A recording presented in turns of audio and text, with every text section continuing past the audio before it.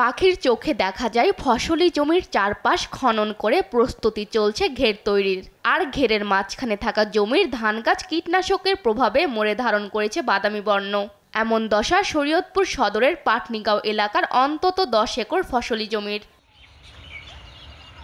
অভিযোগ রয়েছে স্থানীয় প্রভাবশালী সাবেক ইউপি সদস্য রোকন সর্দার ও তার লোকজন দলীয় প্রভাব খাটিয়ে এভাবে কৃষকের জমি দখল নিয়ে তৈরি করছে ঘের। জমি না দেয় রাতের আধারে কীটনাশক ছিটিয়ে নষ্ট করা হয়েছে ফসল। এতে ক্ষতিগ্রস্ত অন্তত 10 জন কৃষক।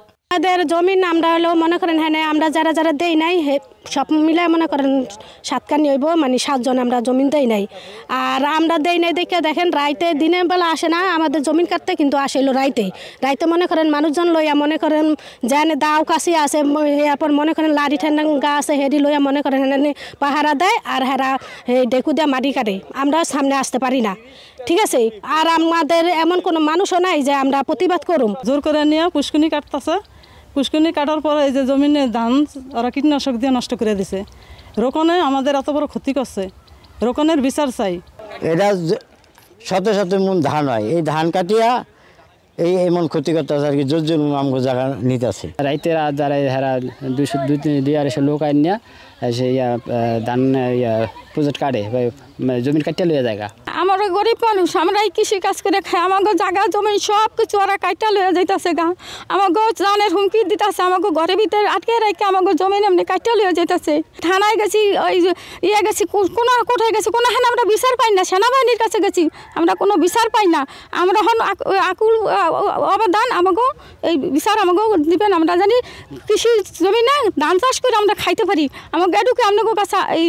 আর আমরা জানের হুমকি দিতে আছে, আমাকে যেতে পাই আমাকে মারবো, আমাকে এটা আমাদের কাছে বিশ্বাস চাই, আমরা আর কিছু চাই না স্যার। আমরা এদিকে রোকন সর্দারের বাড়িতে গিয়ে তাকে পাওয়া যায়নি, তবে তার বোন শামসুন নাহারের দাবি রোকন শুধু ভেকু দিয়ে মাটি কাটার কাজ করে।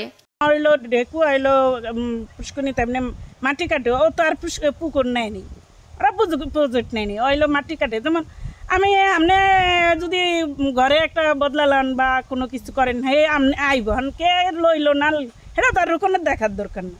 ফসলি জমি রক্ষার পাশাপাশি দোষীদের বিরুদ্ধে দ্রুত ব্যবস্থা নেওয়ার আশ্বাস দিয়েছে জেলা প্রশাসন।